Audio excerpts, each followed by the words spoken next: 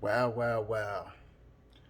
To everybody who's not filling their brains with the right information during this quarantine period, you better step it up and get it together. There's a lot to learn. Um, just taking a look at this, rereading this book I was reading recently. It's called The Richest Man in Babylon by George Clason. This is a classic. Uh, I highly suggest this to anybody who wants to step their monetary game up a little bit. Did a quick video on what George is talking about here, called the five laws of money or gold. He specifically talks about gold in here. The book was based off of kind of ancient Babylon times, 5,000 years ago.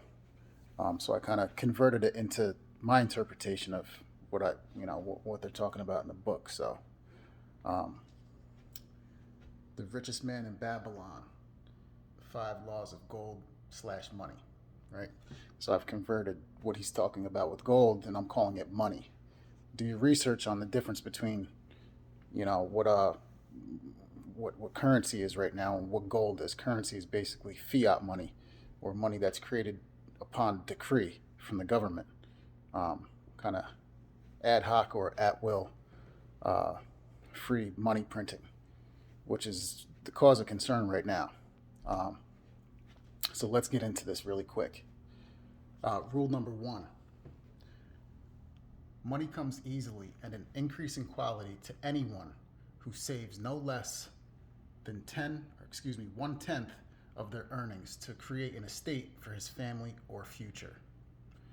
Right? That's a deep one, and he gets into a few kind of sub items, like be consistent, invest it wisely, and this will provide future income and safety. So let's move on to rule number two. Money works hard and contentedly for the prudent owner who finds for it profitable employment. And I have an arrow pointing up here to kind of what he's describing. Um, Up at the top, you'll see the initial savings of money, this pile of money here.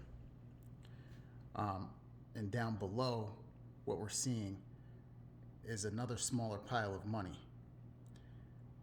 And this says the savings has earnings. And then another smaller pile here that comes from this pile. So it's a child of what was, its parent, what was above. So basically, we're saying this savings, this initial savings here, has earnings. That's the earnings. And its earnings have more earnings, right? So that's what we're seeing here. And it feeds directly into step number two. Money works hard and contentedly for the prudent owner who finds for it a profitable employment. All right, let's move to step number three. Money clings to the protection of the cautious owner. Right? Think about, how are you protecting the money that you currently have? Because it will flee from anybody who doesn't do their due diligence. You can bet on that. So money clings to the protection of the cautious owner. The cautious owner has sought the advice of other men who are wise in its handling. Nobody just innately knows this information. You have to seek it, you have to learn it, study it, and then move forward with the teachings that you're processing through on a daily basis. Step number four: money slips away from men who invest it in businesses or purposes in which they are not familiar with, or with people who are not skilled in its keep, right? So you have to, seek out the folks who are more knowledgeable than you, right? Because, like I said before, nobody's born with this information. We have to study it and learn it and put it into practice, right? So, step number five in the five laws of gold and money: money flees the man who tries to force impossible earnings, or the man who follows advice from fraudsters, or the man who trusts it to his own inexperience and romantic desires and investments. Look, I understand. I mean, a lot of times some of this stuff looks pretty. You see other successful people who who are getting success, or they're bragging about the success that they've had, and you want to join the club, right? You want to be in that winners group. Nobody wants to be in a losers group, right? So we hastily make decisions about what we're seeing other people go through and the successes that they might have, whether it be fraudulent claim or reality.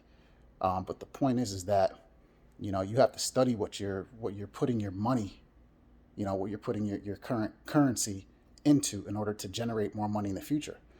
You have to study that, or you'll lose it, right? So just wanted to provide those quick tips. Highly suggest the book, The Richest Man in Babylon. Go out and get it. I think it was, $10. Go to Barnes, hit up Amazon. Later.